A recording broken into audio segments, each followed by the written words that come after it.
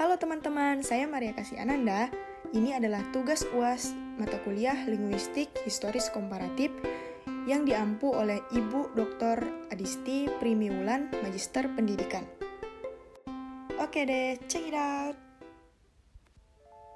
Linguistik Historis Komparatif adalah cabang linguistik yang meneliti perkembangan bahasa dari satu waktu ke waktu yang lain, mengamati cara-cara perubahan bahasa. Tugas utama linguistik komparatif adalah menetapkan data bahasa dan kekerabatan antar bahasa yang dikaji sehingga terkait erat dengan pengelompokan bahasa. Metode yang digunakan dalam analisis data yaitu metode lekostatistik dengan memperoleh gambaran melalui presentasi keeratan hubungan kekerabatan bahasa. Nah, selanjutnya saya akan menganalisis bahasa dari suku saya sendiri, yaitu suku Dayak Kendawangan.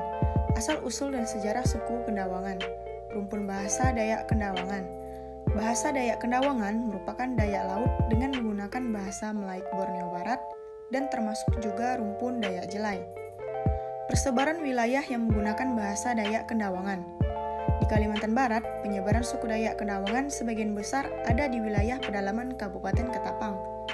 Mereka banyak mendiami kampung yang dialiri Sungai Kendawangan dan Sungai Pesaguan dan berada di tepi kanan ke arah hulu Sungai Pesaguan. Di bagian hulu Sungai Kendawangan, suku Dayak Kendawangan ini terbagi di wilayah Air Durian, Air Upas, Batu Payung, Batu Belaban, Membulu, Menggaling, Pelanjau, Sekakai, dan Sempadian. Kemudian di bagian hilir Sungai Pesaguan, wilayahnya antara lain Tumbang Titi, Nangak Lampai, Jungkal, Kemuning, dan Pondok Natai. Nah, berikut dapat kita lihat bersama-sama hasil analisis bahasa atau analisis kata pada kata sifat dan kata benda dalam bahasa Dayak Kendawangan. Di sini terdapat 20 kata, yaitu 10 untuk kata benda dan 10-nya lagi untuk kata sifat. Berikut merupakan kata dalam bahasa Dayak Kendawangan yang merupakan kata kekerabatan yang memiliki hubungan genetis dengan kriteris sebagai berikut. Yang pertama, pasangan yang identik, yaitu tua muda, abuk amah, gagah umbang, buruk canga, kacik basar, tumumpan, dan kasun kasin.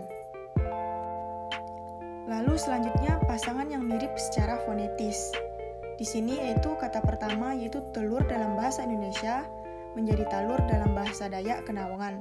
Otomatis berubah fonemnya dari e menjadi a. Kemudian contoh kuda yaitu biji menjadi biji, ayam menjadi manuk, durian menjadi durin, kera menjadi kara. Nah, jika tadi kita sudah menetapkan yang memiliki hubungan, selanjutnya kita akan lihat hasil presentasi kekerabatan yang dihitung melalui rumus berikut, yaitu C sama dengan K per G dikali 100%.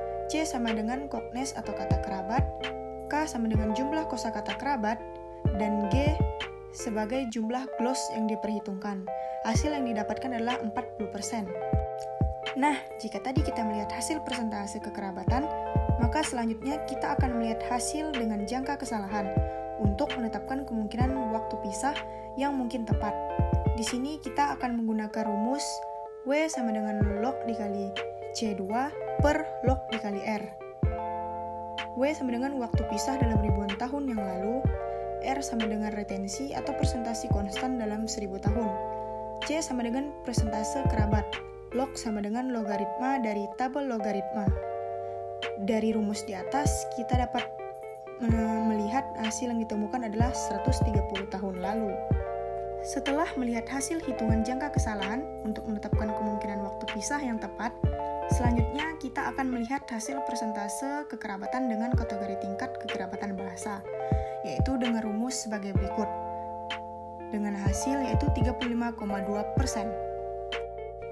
Nah, yang terakhir, bahasa yang saya dan keluarga gunakan dalam kehidupan sehari-hari, yaitu menggunakan bahasa Dayak Kendawangan dari rumpun Dayak Jelai.